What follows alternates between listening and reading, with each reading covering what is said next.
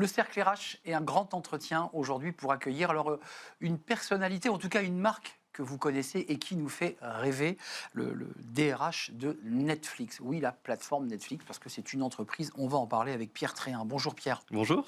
Ravi de vous accueillir. Vous êtes le HRBP France et Italie depuis quelques heures maintenant. Ouais, directeur talent Italie et France. Donc, vous élargissez votre champ d'action chez Netflix, plateforme américaine, Netflix France.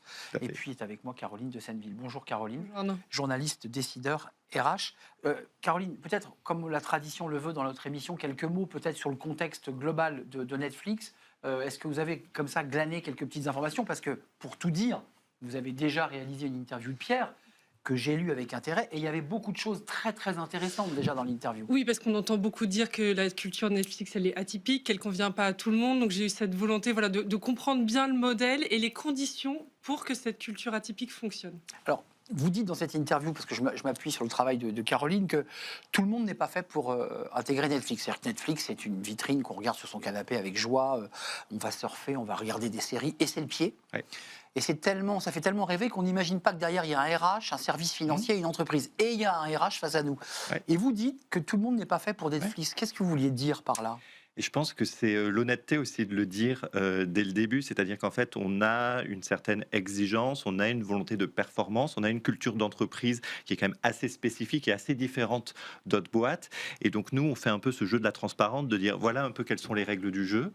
Et quand on fait du recrutement, on partage ces règles du jeu pour que chacun puisse se dire est-ce que ça correspond à mes attentes? Est-ce que je vais être heureux dans cette entreprise? Ou c'est pas un modèle qui me correspond trop et donc je préfère pas. Ouais, et il y a d'ailleurs le mémo de l'entreprise qui explique bien toute la culture et les valeurs, dont l'autonomie, la responsabilisation, qui sont des valeurs clés que vous testez pendant les phases de recrutement. Exactement. Les phases de recrutement sont surtout là parce qu'en fait, quand on voit un CV, quand on voit l'expérience des gens, on peut se dire que les skills, les compétences professionnelles sont là. Nous, ce qui nous intéresse, c'est est-ce que la personne va pouvoir s'épanouir et correspondre aussi à nos exigences d'un point de vue du soft skills, des valeurs et de la manière de travailler.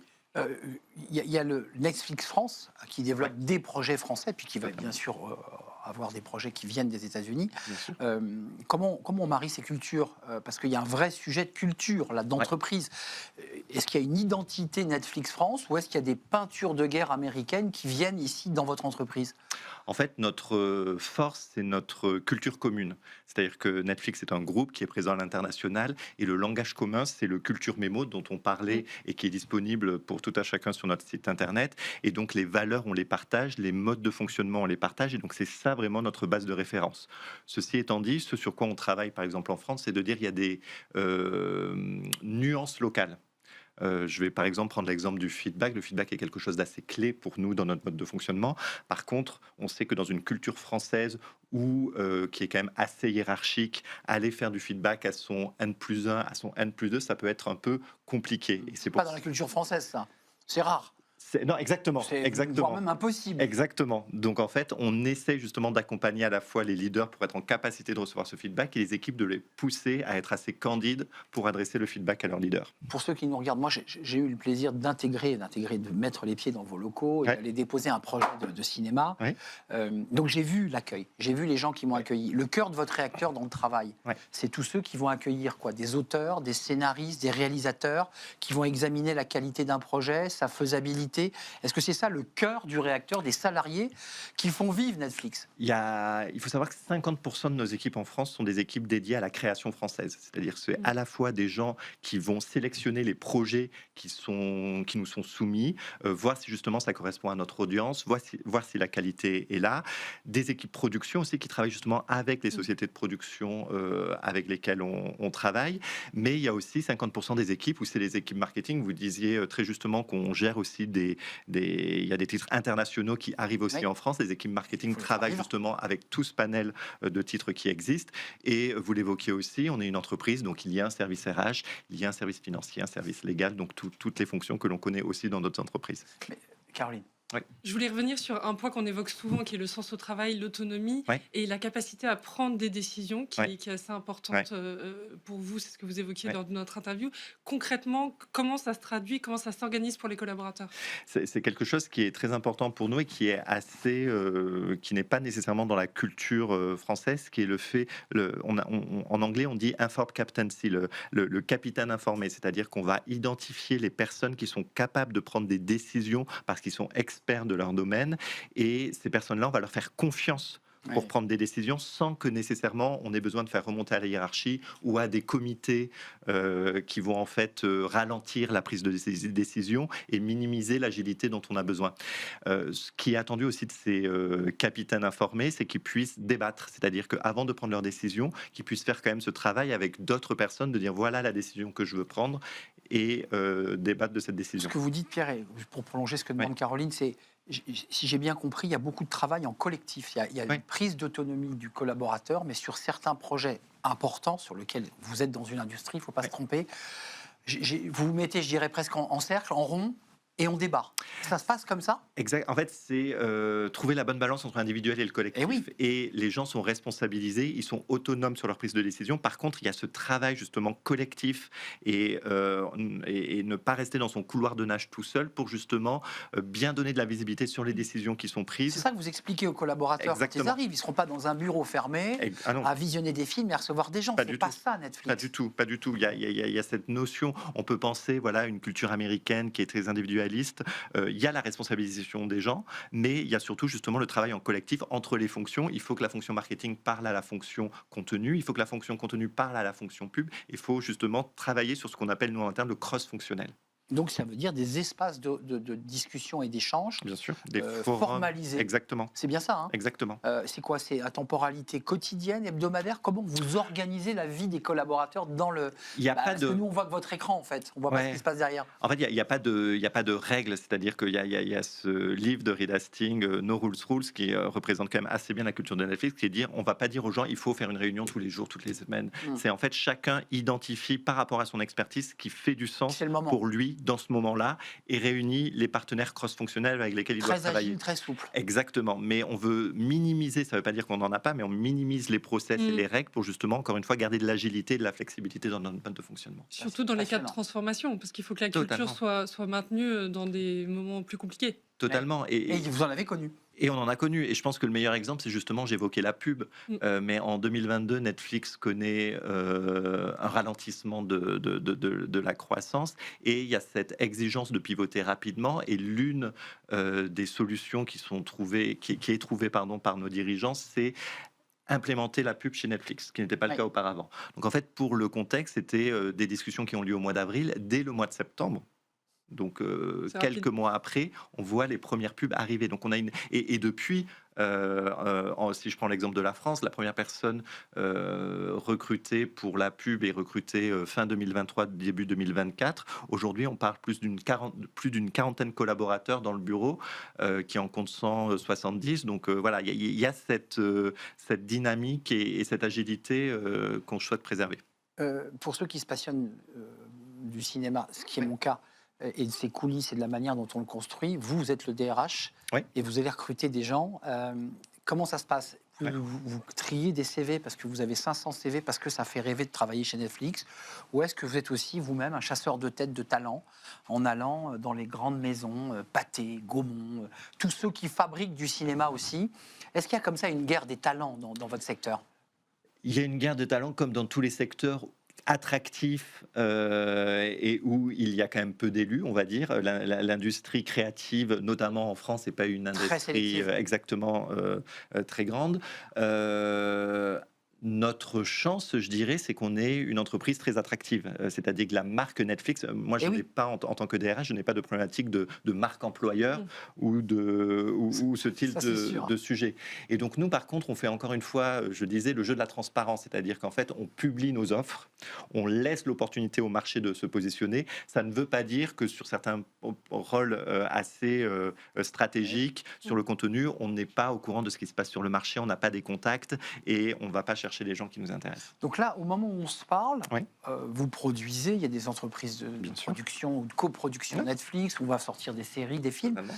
Là, le RH, vous dites qu'il y a combien de postes ouverts là, si je veux ouvrir le site Netflix, vous avez combien de postes ouverts? J'invite les gens à venir sur notre site parce qu'on publie toutes les offres. Je ne sais pas exactement combien de postes on a ouverts en ce moment, mais encore récemment, on a recruté ce qu'on appelle des sales partners pour aider les équipes publicité. Donc en fait, il y a régulièrement des postes. On est une équipe de 170 personnes. Donc si les gens sont intéressés, je les invite vraiment à aller sur notre plateforme. On parle beaucoup de transparence des salaires en ce moment, Oui. des enjeux de rémunération. Oui. Quelle est votre approche en la matière et pour attirer et fidéliser les collaborateurs? Avec tous les clichés que véhicule le cinéma Exactement. et les plateformes. Bien sûr, Je veux dire, bien sûr. Elle est assez particulière, notre approche, et elle va avec ce que je disais on a une exigence de performance chez Netflix. Et en fait, pour répondre à cette exigence de performance, on donne des conditions de travail qui sont les meilleurs possibles. Et donc, d'un point de vue rémunération, ça veut dire ce qu'on appelle le top of market. Donc, on recrute les gens à la meilleure rémunération qu'ils pourraient avoir sur le marché. C'est un choix délibéré de la part de Netflix pour justement attirer des talents, être attractifs Et les garder. et être exigeant aussi c'est vrai. vis-à-vis des gens. Donnant. Exactement. Et avec cette spécificité aussi de dire il n'y a pas de part variable, à part pour les équipes pubs, ce qui est un peu différent, mais c'est de dire c'est un package global. Ce n'est pas une question, on ne veut pas que les gens rentrent dans des problématiques liées à ça. Donc c'est un package transparent, global, top of market. Et d'ailleurs, comme sont d'ailleurs signés les films Netflix qui ne sont pas signés comme un film traditionnel. Vous achetez à un scénariste, un producteur, un package. Oui, tout à fait. On est d'accord. Ouais. C'est un peu la même relation. Il n'y a pas de négociation au nombre d'entrées, puisqu'en fait Netflix, vous le posez sur la plateforme et auquel cas le film marche ou ne marche pas. Et ce qu'on dit aussi, c'est que grâce à la plateforme, en fait, le film ou la série est capable d'atteindre une audience internationale et extrêmement grande. Aujourd'hui, c'est la promesse d'ailleurs. C'est exactement. ça la promesse de Netflix. Quand on sort un film en salle, on est là pour toucher le public français. Après, le film peut être vendu à l'international. Nous, le jour où il sort en général sur les plateformes en France, il sort aux États-Unis, il sort en Inde, il sort partout ailleurs dans le monde. Mais vous, le DRH, c'est la question qu'on pose tout le temps au DRH. On l'a oublié, chère Caroline, parce qu'on démarre toujours par vous, par votre incarnation. Ouais. Est-ce que vous avez l'impression de faire ce métier de DRH comme on le ferait, je ne sais pas moi, chez un marchand de lunettes ou chez un marchand de lessive? Ou est-ce que vous avez l'impression quand même d'être un peu un DRH dans un monde à part? Non, j'ai complètement l'impression d'être un DRH dans un monde à part par rapport à ce que je vous ai dit. Je pense, et c'est ça qui m'intéressait, c'est-à-dire que quand j'ai rejoint les équipes Netflix, j'étais extrêmement curieux de dire comment je vais réussir à appliquer justement cette culture assez unique dans un contexte local français. Moi, j'ai travaillé dans des entreprises comme Airbus avec un contexte très européen, comme Radio France avec un contexte très local, et donc chez Netflix, je vis vraiment autre chose. Juste un mot sur l'échec, parce qu'on parle beaucoup d'entreprises, de valeurs, de réussite, mais chez Netflix encore plus. On réussit à vendre tapis qui a cartonné. Puis il y a des films ou des séries qui marchent moins bien et évidemment ça traverse toute la boîte. Comment ça vous le gérez, vous le RH, cet enjeu d'échec et même de réussite parfois surprenante? C'est extrêmement important parce qu'en fait, nous, au cœur de notre stratégie, il y a la notion de risque. C'est-à-dire que il y a quelques années, il faut se rappeler que Netflix, c'était on envoie des DVD par la poste. Et donc, en fait, à un moment donné, il y a cette prise de risque de dire, en fait, il faut être innovant, il faut changer, il faut pivoter. L'exemple de la pub. Donc, et sur le contenu, c'est pareil. En fait, Sous la scène, qui est un film qui a extrêmement bien marché en France, quand la personne en charge du contenu décide de faire ça, il y a quand même beaucoup de gens sceptiques qui se disent un film de requin fait par des Français. Dans les forums, dans vos forums, même en interne, dès le départ. Dès le départ. Donc il doit se battre pour vendre son projet. Exactement. Et c'est ça la pugnacité, c'est ça la prise de risque qu'on souhaite valoriser. Et au final, l'un des plus gros succès de l'année 2024 sur la plateforme Netflix. Donc ça c'est une réussite. Comment on traverse un échec? Comment on accompagne des salariés, des collaborateurs qui, à chaque fois qu'ils ont un producteur en face d'eux, jettent une pièce? Ils croient au projet, mais ils ne sont pas sûrs que ça marche. Et c'est beaucoup d'argent sur la table. Et c'est beaucoup d'argent et c'est l'intentionnalité, c'est-à-dire être très au clair dès le début. Pourquoi on prend ce risque? Pourquoi on fait ce pari? Et en fait, on ne va pas venir montrer du doigt la personne qui a un échec. On va essayer de comprendre avec elle qu'est-ce qui a fait qu'elle a voulu prendre ce risque et qu'est-ce qu'elle retire de l'échec qu'elle a vécu. C'est ça pour nous qui est important. C'est qu'est-ce qu'on peut en retirer plutôt que de pointer du doigt. Et donc on rend les gens très responsables de dire si tu fais ce risque avec l'argent qu'il y a en jeu, il faut que tu sois très conscient de pourquoi tu le fais. C'est ce qui m'a beaucoup marqué dans l'interview quand on s'est rencontrés, c'est que c'est vraiment tout un écosystème qui s'équilibre en fait. C'est loin des clichés qu'on peut avoir de la culture Netflix où on peut prendre une brique, on la met dans notre entreprise et ça fonctionne. Non, c'est vraiment un jeu d'équilibriste permanent. C'est fondamental ce que vous dites parce qu'en fait c'est le risque de certaines entreprises qui se disent il y a cet aspect de la culture Netflix qui est intéressant, qui vont se l'appliquer. On a beaucoup parlé justement des congés illimités par exemple, qui peuvent être très attractifs et se dire c'est intéressant. Mais s'il n'y a pas cette culture de la responsabilité, l'exigence en termes de performance, ça peut partir un peu dans tous les sens. Donc c'est pour ça que c'est vraiment trouver cette balance, et cette balance, elle existe grâce à l'ensemble des dispositifs qu'on met en place. Et il ne faut pas en prendre un parce que tout se déséquilibre. Et avec l'exemplarité attendue des managers qui sont accompagnés aussi au quotidien dans ce pilotage. Ça, c'est quelque chose qui est extrêmement clé dans toutes les structures, mais notamment chez Netflix, justement, on demande aux managers d'incarner la culture Netflix. C'est pas juste moi en tant que DRH qui dois avoir mon petit culture mémo et chacun est l'ambassadeur de la culture. Exactement, chaque salarié, mais notamment les people leaders. Et c'est pour ça qu'on les forme aussi sur ces aspects-là, parce que c'est eux qui doivent incarner. Je parlais du feedback. Si un manager justement est très en pushback, pardon pour l'anglicisme, mais sur le feedback qu'il reçoit de son équipe, l'équipe n'osera plus faire du feedback à son manager. Donc il faut qu'il se prépare aussi. Donc il faut qu'il se prépare, il faut qu'il soit ouvert, il faut qu'il soit attentif justement à ce qui se passe. Et vous faites des feedbacks au N+1 plus haut, là où mais tu bien sûr, moi aussi j'ai ce devoir d'exigence. Et alors, ça se passe bien? Ça se passe. Regardez, je suis encore là avec vous. Donc, non, mais je veux dire, dans la culture française, c'est pas simple d'avoir un supérieur hiérarchique et d'utiliser les bons mots, le bon tempo, la bonne manière de dire les choses, parce qu'il y a aussi la façon de le dire. Exactement. Et de s'adapter à la personnalité de l'autre, malgré tout. Et là encore, en fait, c'est ce que je rappelle aux équipes, c'est de dire, en fait, il y a toutes les réponses dans le culture mémo. Et par rapport aux problèmes que vous évoquez, on parle justement de assumer la bonne intention de la personne. Et donc, en fait, quand je fais par exemple du feedback à mon manager qui se trouve dans un autre pays, qui se trouve aux Pays-Bas, ce qu'il faut, c'est qu'il pense à la bonne intention qu'il y a derrière. Et si le mot n'est pas exactement le bon, ce n'est pas là la problématique, c'est comprendre le message et l'intention qu'il y a derrière le feedback que je donne. C'est très important ce que vous dites. C'est l'âme que l'on met dans la phrase. Exactement. Et ça veut dire qu'il faut qu'il y ait un minimum de complicité entre vous et votre manager. Exactement. Et d'adresser les choses assez directement. C'est-à-dire que s'il y a une incompréhension ou s'il y a quelque chose d'un peu du malentendu, il faut l'adresser très vite. C'est ce qu'on appelle le feedback direct. Ce qui correspond à l'un de vos éléments du mémo, c'est les personnes avant les process. Tout à fait. C'est aussi quelque chose qui est très important, c'est-à-dire que vu qu'on veut responsabiliser les gens, on ne veut pas que les gens se cachent derrière des process. Et vu qu'on essaye de recruter les meilleurs, on fait confiance au jugement des personnes pour pas qu'on ait besoin de trop de process. Quand vous dites on recrute les meilleurs, c'est-à-dire vous croyez à la marque Netflix comme étant un outil d'attractivité des meilleurs. C'est ça votre sujet? On croit à la marque, on croit aussi que de bonnes conditions de travail nous permettent de recruter des personnes que l'on souhaite. D'ailleurs, avant de nous quitter, on parlait de ces congés illimités, parce qu'on en a souvent parlé sur ce plateau, indépendamment de Netflix, mais vous faites partie de ceux qui ont... Comment ça a marché? Comment ça a fonctionné? Quel est votre feedback sur ces congés illimités? On a tiré sur la corde, on les a utilisés, on les a pas bien utilisés?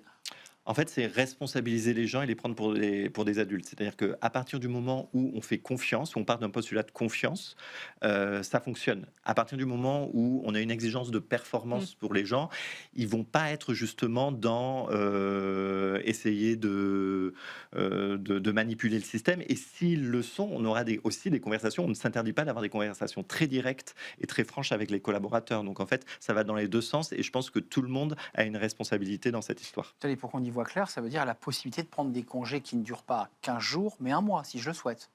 Oui, mais toujours en discussion avec son manager. Et si, par exemple, on sort une série, on sort un film et que la personne décide de partir en congé, qui est responsable de ce film ou de cette série décide de partir en congé, il y a un problème. On est d'accord. On n'a pas ce problème-là parce que le fait qu'on recrute des personnes qui sont engagées et passionnées par ce qu'elles font fait que les choses s'équilibrent de manière assez bien. Donc c'est pour ça que c'est vraiment un système global. Donc Pierre, vous nous dites, on met le coup de collier comme des fous sur une série parce qu'il faut tout donner, il faut tout engager. Ensuite... Voilà.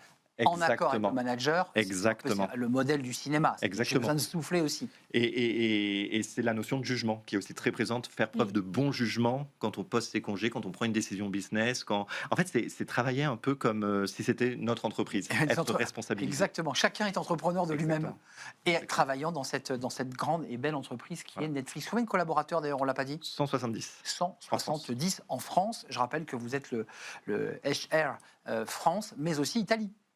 Et vous allez avoir aussi évidemment du recrutement à faire en Italie, j'imagine. Bien sûr. Merci d'avoir pris un peu de temps, beaucoup de temps même, cher Pierre Tréhin, d'être venu nous rendre visite sur le plateau de Smart Job. Merci à vous, chère Caroline. C'est grâce à vous, parce que vous aviez fait cette interview pour Décideurs RH. C'est un vrai plaisir. Et puis, je vous souhaite de belles vacances, chère Caroline. L'été ? Parce que, évidemment, c'était la dernière de la saison. C'était un vrai plaisir de la partager avec vous, évidemment. Merci, Pierre, de nous avoir rendu visite. Netflix, bon, évidemment, comment faire ? Tout le monde connaît. Merci à vous. Merci aux équipes. Merci à Nicolas Juchat, évidemment, que je salue, à qui je souhaite de très belles vacances. Merci à Charles à la réalisation. Et merci à Fabien au son aujourd'hui. Merci à vous pour votre fidélité et des belles audiences. Merci et je vous dis à très bientôt. Bye bye.